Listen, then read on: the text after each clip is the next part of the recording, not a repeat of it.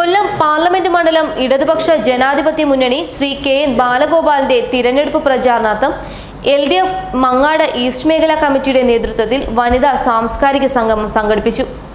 1000 സ്ത്രീകളെ അണിനിരത്തി സംഘടിപ്പിച്ച സാംസ്കാരിക സംഗമം ധനമന്ത്രി ഡോക്ടർ തോമസ് ഐസക് ഉദ്ഘാടനം ചെയ്തു.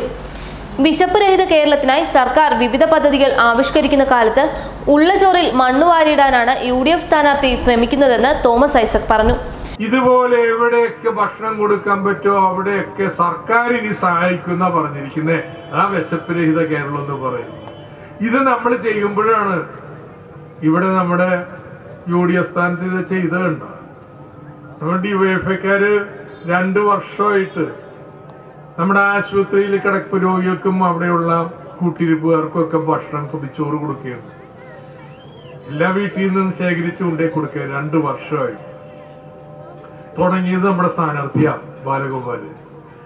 അപ്പൊ UDFന് പേടി, ഭക്ഷണം കഴിക്കുമ്പോ ബാലഗോപാലിന് ഓർത്തു പോയാലോ, വോട്ട് പോവില്ലേ, വോട്ടിന് കൊടുത്ത് കൈക്കൂലി കൊടുക്കേണ്ടത്, ഏത് കൈക്കൂലിയെ വോട്ടിന് കൈക്കൂലി കൊടുക്കേണ്ടത് എന്ന് പറഞ്ഞിട്ട് നിർത്തിച്ചിരിക്കുക. നമ്മുടെ ഇവിടെ മനുഷ്യന് പട്ടിണി മാറ്റാൻ ഭക്ഷണം കൊടുക്കാൻ നോക്കുമ്പോ ഇവിടെ ഒരു വീരൻ ഉള്ള ചോറില് മണ്ണ് വാരിയിടും. ജില്ലാ ആശുപത്രിയിലെത്തുന്ന നിർധന രോഗികൾക്കായി DYFI പ്രവർത്തകർ നൽകി വരുന്ന സൗജന്യ പൊതിച്ചോറ് വിതരണം നിർത്തിവെക്കണമെന്നാവശ്യപ്പെട്ട് UDF തിരഞ്ഞെടുപ്പ് കമ്മീഷന് പരാതി നൽകിയിരുന്നു. ഇതിനെയാണ് ഡോക്ടർ തോമസ് ഐസക് പരിഹരിച്ചത്. മുൻ MLA ഡോക്ടർ R. ലതാദേവി, ചലച്ചിത്ര സംവിധായക വിധു വിൻസെന്റ്, മുൻ മേയർ അഡ്വക്കേറ്റ് സബിത ബീഗം തുടങ്ങിയവർ വിവിധ വിഷയങ്ങൾ അവതരിപ്പിച്ചു. CPI Mangad local committee secretary Shri J. നൌഫലിന്റെ അധ്യക്ഷതയിൽ നടന്ന പരിപാടിയിൽ MLA ശ്രീ M. മുകേഷ്, കൊല്ലം കോർപ്പറേഷൻ വികസനകാര്യ സമിതി ചെയർമാൻ ശ്രീ M.A. സത്താർ തുടങ്ങിയവർ ആശംസകൾ നേർന്നു.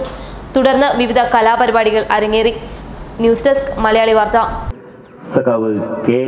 വിഷു തന്നെ ആയിരിക്കുവാൻ ഐശ്വര്യ ജനമനസ്സുകൾ ഒന്നിക്കണം എന്ന് ഉജ്ജ്വലമായ ഭൂരിപക്ഷം നൽകും. കോളനി എന്നറിയപ്പെട്ടിരുന്ന ആ സ്ഥലത്ത് പക്ഷെ ലോക്സഭയിലേക്ക് കമ്മ്യൂണിസ്റ്റുകാർ പോയിട്ട് എന്ത് കാര്യം? അതെ, വർഗീയതയെ തൂത്ത്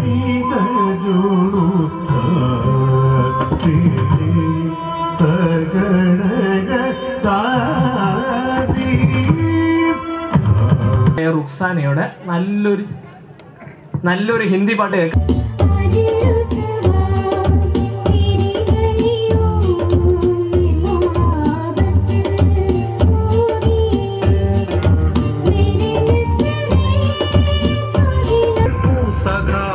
ചരിത്രമേൽപ്പിക്കുന്ന